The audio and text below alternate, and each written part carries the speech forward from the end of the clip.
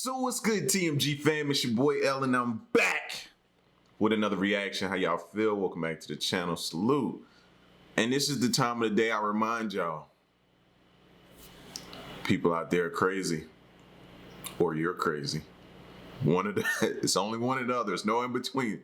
It's either the people outside are crazy or you're the crazy one. All right? Make sure you lock your doors. Make sure you lock your windows. And make sure the house is secure. We are about to get into the 5 mysterious and disturbing real-life unsolved horror stories. All right? So if you're new to the channel, please hit that subscribe button. Join the fam real quick. Moment of silence for the haters. That's enough. Now run the lights up. Make sure y'all hit that like button.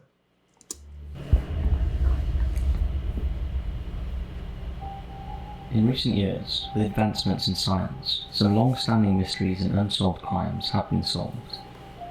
There are still many that perplex investigators and left unanswered questions that still linger to this day. We all know about high-profile cases like Jack the Ripper and the Black Dahlia, but in this episode we bring you 5 lesser-known cases that are just as intriguing and still remain unsolved to this day. Now, before we begin, we'd like to say a special thanks to this video's sponsor, Skillshare. A thirst for wisdom and learning is vital to improving our lives. Ultimately, we are teachers here at Top Fives, hoping to educate our viewers and motivate them to seek out that wisdom. One such method is unlocking new skills, similar to unlocking Earth's wonders or solving an unresolved mystery. While resolving mysteries is never a guarantee, honing a new skill to develop our individuality is. And with our continued partnership with Skillshare, we are honoured to give you a jump on that chance to find wisdom. With the creativity in your life. And now, hit those lights, sit back, and enjoy.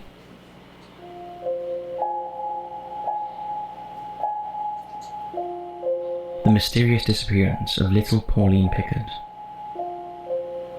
In April 1922, 2-year-old Pauline Pickard disappeared whilst playing outside her home in the village of Goas-al-Ludi in the region of Brittany in northwest France.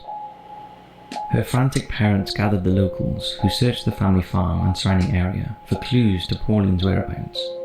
But despite around 150 people joining the search, they turned up nothing. Pauline's family feared she had wandered off and either died of cold or was eaten by a wild animal. Although it was strange, no trace of such an attack or the little girl's body was found. Rumours started to spread through the village that Pauline had been abducted by a chimney sweep who had recently visited the area.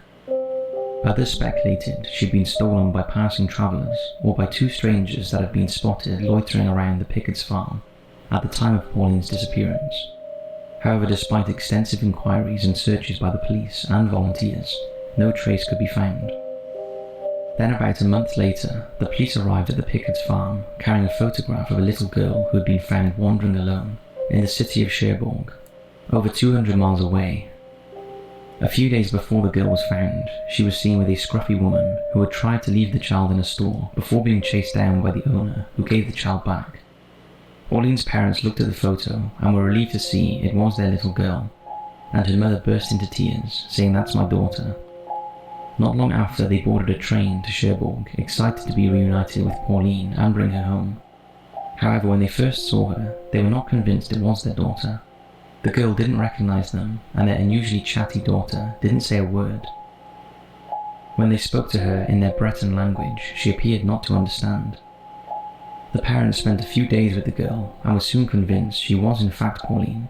When asked by reporters if they were sure, the father replied, "Of course, she has the same hair and the same blue eyes."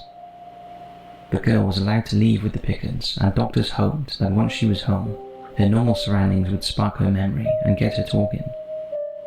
On the way home, the girl spoke 3 words in Breton, further convincing the parents that the girl was Pauline. But when they returned to the farm, Pauline's siblings did not recognize the girl as their sister, and the family as a whole started to have their doubts about the girl's identity. Just a couple of weeks later, at the end of May 1922, a farmer was crossing a field about a mile from the Pickard's farm, when he discovered the horribly mutilated and decomposing torso of a small girl. Close to the corpse was a carefully folded pile of clothes that matched the description of the clothes Pauline was wearing when she disappeared. So Who's that other person? After the police arrived, they also found a severed head, although despite it being devoured by foxes, it didn't seem to match the size and features of a little girl. What was even more perplexing was that the area that the remains were found in had been searched multiple times after Pauline vanished. An examination revealed that the torso was Pauline's, and it was concluded she had died accidentally after getting lost and finding herself stranded in a storm that passed through the night, with the gruesome injuries put down to wild animals. Although strangely, her torso and stomach were intact, which were the parts of the body often eaten first by scavengers. No cause of death was determined, or an explanation for the folded clothes. In another extraordinary twist, it was revealed that the severed head belonged to an adult male who they were unable to identify. Locals found it hard to believe the reports, as they knew the area where the body was found had been searched several times. People started to speculate that the body wasn't Pauline, and that someone had planted a torso that resembled her. Of course, the big question was, who was the girl from Cherbourg? Well, sadly, no one ever found out. Not long after Pauline's torso was found, the Pickard sent the girl back to Cherbourg to be adopted. The woman, who it was claimed had been trying to abandon her, was traced, although she still had her daughter with her. Suspicion soon fell on a man called Caramon, an umbrella salesman who had worked at the Pickard's farm, but the case against him was dismissed due to a lack of evidence. The other suspect was a local farmer called Yves Martin, who visited the Pickards when they arrived home with the girl from Cherbourg, and said, "Are you sure it's Pauline? God forgive me, I am guilty." Then he ran from the farm laughing hysterically, and the following day was taken to a lunatic asylum. Of course, there is another terrifying thought. After all, identified bodies in the 1920s was not an exact science, and it's therefore possible that the dead girl was not Pauline. But the girl from Cherbourg was, and her parents inadvertently sent their own child to be adopted. Huh? What? The Sarah Jo mystery. That's crazy. On the 11th of February 1979, Scott Mormon, Benjamin Kalmer, Peter Hanchett, Patrick Wozner, and Ralph Malaiakini boarded a boat in the town of Hana on the Hawaiian island of Maui for a day's fishing. The boat, named the Sarah Jo, was a 17-feet Boston whaler with an 85 horsepower engine. It was a basic vessel, only equipped for local fishing in calm waters. The men were all friends, had over 50 years of seagoing experience, and Ralph fished for a living. As they set off at around 10 a.m, it was a clear day and the water was calm. However, just 2 hours later, the weather worsened, and a major storm approached the islands. Conditions out at sea would have been horrendous, with waves up to 40 feet high, and the Sarah Jo was ill-equipped for such a storm. A number of larger fishing boats managed to stagger back to port, but there was no sign of the Sarah Jo or her crew. When the men failed to return, an extensive search was mounted, and experts even brought in homing pigeons, especially trained to locate people stranded at sea. But after days of searching, it was concluded the Sarah Jo and all on board had wrecked and sank. However, family and friends weren't so quick to abandon their hopes of a rescue and pooled their cash and resources, managing to continue the search for an extra 3 weeks, although sadly, still nothing was found, and they had to accept the men were not coming back. A memorial service for the crew was arranged, which went on to become an annual event. However, over a decade later, some of the original search party members were on a routine wildlife mission around the uninhabited Marshall Islands for the National Marine Fisheries Service. The islands are approximately 2,200 miles southwest from where the Sarah Jo disappeared. On the 10th of September 1988, biologist John Norton came across an abandoned fiberglass boat on the coastlines of the islands. He could only see part of the registration of the boat, but it was enough to convince him that it came from somewhere in the Hawaiian Islands. On further inspection, it was confirmed the vessel was the Sarah Jo. A thorough search of inside the boat threw up nothing, so Norton and his team decided to search the surrounding area. That is when they discovered what looked like a grave that had a makeshift cross made out of driftwood. Also sticking out of the shallow grave was a human jawbone. A closer look at the grave revealed some blank pieces of paper about 3 inches square resting on top of a human skeleton. All of the paper was loosely stacked like an unbound book. In between each sheet of paper was a thin silver, or silver-like metal. It was similar to a Chinese burial tradition, where small pieces of paper or paper money separated by gold or silver foil are placed in the coffin as a means of fortune for the afterlife. The team decided they had disrupted the grave enough and felt it was disrespectful to dig any more. However, they took the jawbone back for testing. Results revealed it belonged to Scott Mormon, one of the members on board the Sarah Joe. Another search of the island, where the grave was found, failed to yield any clues to the fate of the other 4 men. It also posed the question if there were no other survivors who buried Scott. It does seem likely that Mormon and the boat drifted to the area. That was a good question. Now, several different things could... How? Weather got bad. They ended up crashing, probably stumbling upon this island. No food, probably no way to survive. If everybody else died and he was the last one, how he got buried? Now, was it people on that island? See, this is why I don't play around, man. This right here, I told people about these little boats going out in the ocean and stuff like that, going out in the waters, man. But was he the only survivor? Although how a boat as basic as the Sarah Joe could survive one of the worst storms on record and end up on a desolate atoll thousands of miles away is a mystery in itself. Experts probably wasn't kidnapped. Were they? See, it's so many different ways my mind can go with this situation here. Atoll, thousands of miles away, is a mystery in itself.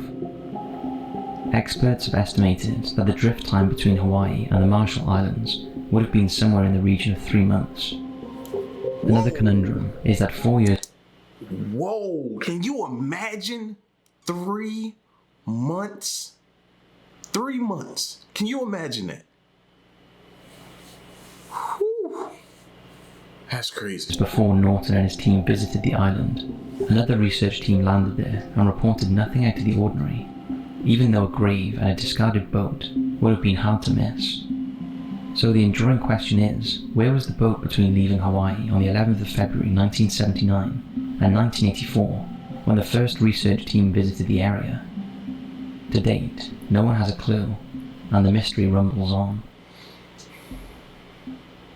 Somebody killed him. Somebody did it. Septic Tank Sam. On April 13th, 1977, the McLeod family returned to their former home. Hold on, before we get to that one. And that's my theory.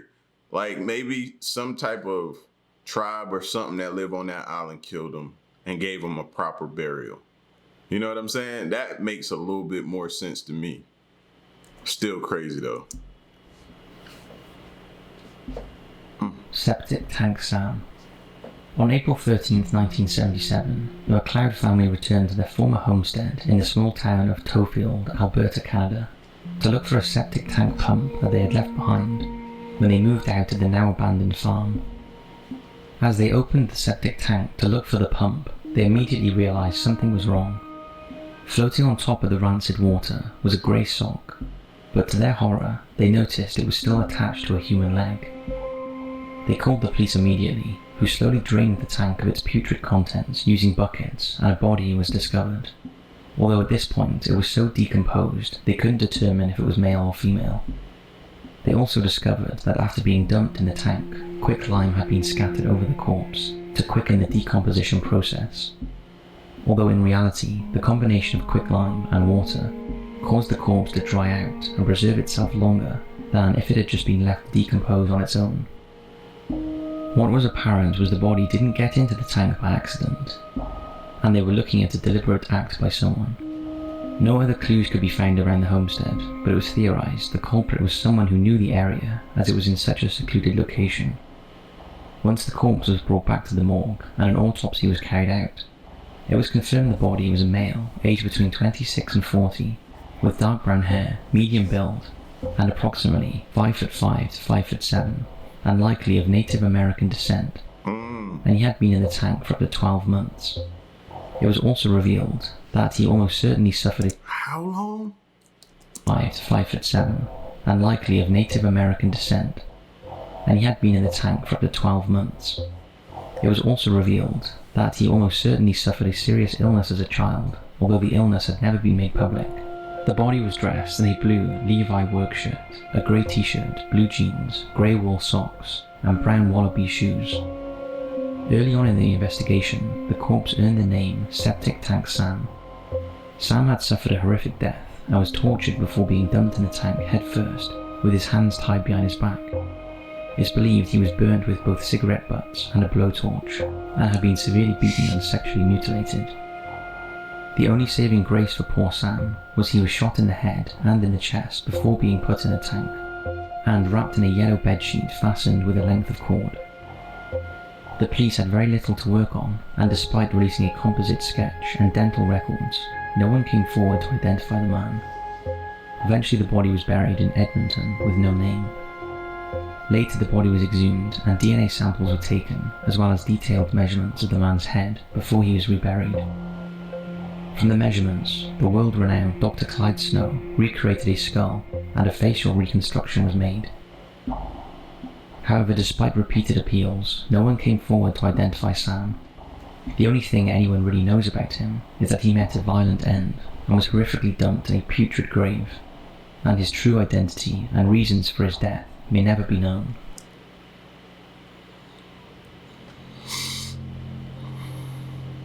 Wow. Isidore Fink. The murder of New York laundryman Isidore Fink ranks as one of the most infamous unsolved crimes of all time. Isidore Fink was one of the many immigrants from Poland that came to America at the beginning of the 20th century in search of better life.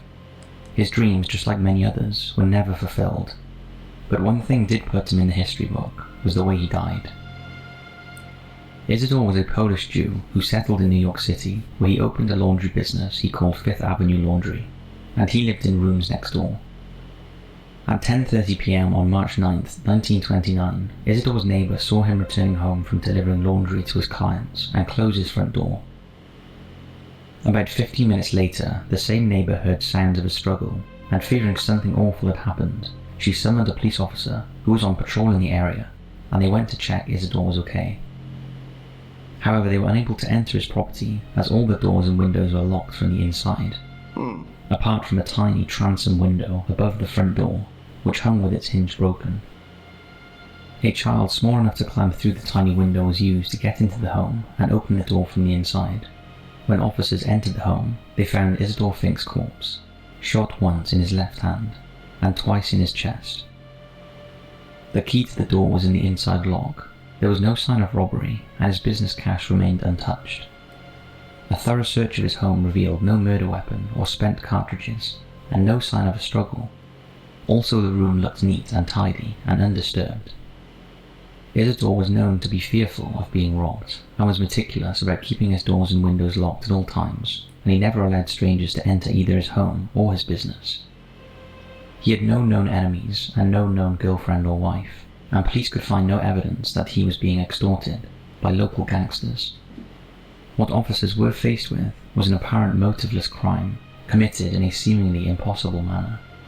There was no gun at the scene, which ruled out suicide. The gunshot wound on his hand showed powder burns, indicating he'd been shot at close range. But the door and windows apart from the tiny transom window were all still locked. The only fingerprints at the crime scene were his.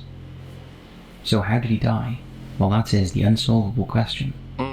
It was impossible for police to find a motive, impossible to find a murder weapon, and seemingly impossible for anyone but a small child to get in or out of the home.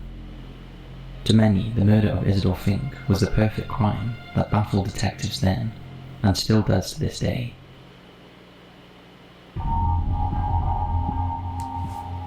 It's like the Wild Wild West back then, bro. The Lake Bodman Murders.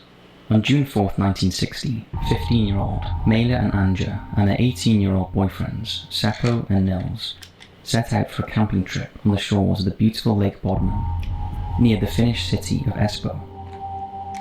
At around 6 a.m. the next morning, a group of boys who were birdwatching near the campsite noticed a flattened tent and a blonde-haired man walking hurriedly away.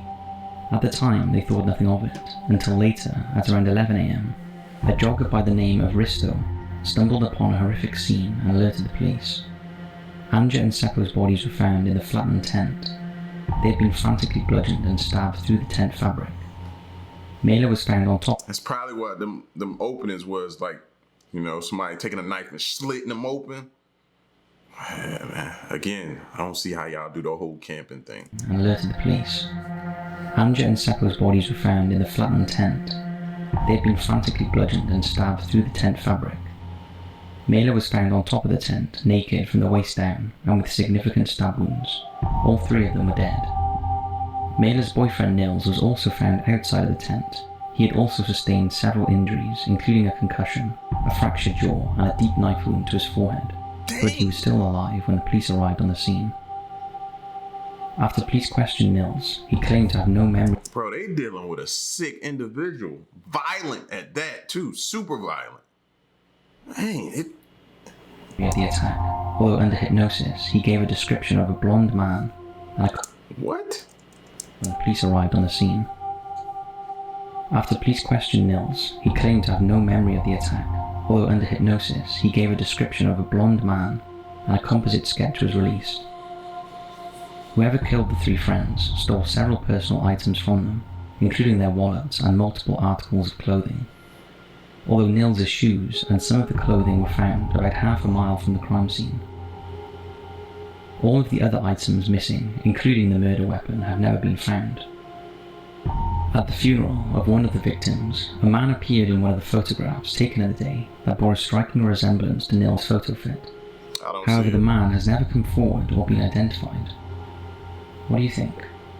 I don't see it. Over the years that followed, police followed up many lines of inquiry and questioned many suspects, but three in particular still raised suspicion in the community. Local man Carl Gilscombe, who ran a nearby kiosk, was top of the list. He hated campers and children, and supposedly confessed to the murders during a drunken conversation with a friend. However, his wife gave him a firm alibi, and the police didn't believe he was the culprit. Carl had also been seen filling a well in his front yard only days after the murders, possibly hiding the murder weapon and stolen items, although police searches recovered nothing. However, when he drowned himself in Lake Bodden in 1969, locals were convinced he was the murderer, and when his wife recanted his alibi on her deathbed, many are convinced he was the culprit. Another suspect was Hans Assmann, an alleged KGB spy and former Nazi. He became a suspect after turning up at Helsinki Surgical Hospital the day after the murders, with fingernails black with dirt, and his clothes covered in red stains. Hospital staff said that he was acting very nervous and aggressive, and had even feigned unconsciousness. But other than brief questioning, the police did not pursue Assmann any further, claiming that he too had a solid alibi. However, later, Assmann raised some other red flags in regards to the case, when, after seeing a news report about the murders, in which they released the young boy's description of the man they saw leaving the crime scene, Assmann cut off his long blonde hair. For many years, Assmann remained a suspect, and at first I couldn't see it, but now I'm looking at it. I can see this one here fit in the description. Released the young boy's description of the man they saw leaving the crime scene. Assmann cut off his long blonde hair. For many years, Assmann remained a suspect, and was even suspected of involvement in other unsolved murders. Then in 2004, the case was reopened after 44 years, and advances in DNA technology ruled Assmann out and put another suspect in the frame. That person was lone survivor Nils Gunderson. According to the prosecution, a drunken Gunderson killed his girlfriend in a fit of jealous rage and got into a fight with Seppo, and that is how he got his facial injuries. He then killed Seppo and Anja in an attempt to dispose of witnesses and inflict his other injuries on himself. Despite a strong defense, Nils was convicted but only served 1 year of his life sentence after a successful appeal granted him his freedom. Seriously? With Nils cleared and most other suspects dead, it seems as though the children of Bodmin will never have their killer brought to justice. Today it is settled into local legend and will have been told around many campfires to those visiting the area where it happened. The story is also featured in several internet articles, horror films, and of course a top 5 video. So that's it for this video, and remember, that's a slap in the face. He didn't get A year. Cheers. A year. That's all. It's insane. Do you really know the people you going camping with? Or ask yourself this question: why are they so adamantly to take you camping? Why they want to take you on this camping trip so bad? Why are they so pushy about taking you on a camping trip or on a hiking trip? Just make sure you ask yourself that for those who love to hike and go camping. Just saying. Just trying to keep you alive. That's all I'm here to do. Keep you alive. Keep your antennas up. All right? Y'all get at me and let me know what y'all thought of these stories. And be careful. Some crazies out there. Or you're crazy. One or the other. It's your boy L. Till the next reaction, I'm out. Peace. Gone.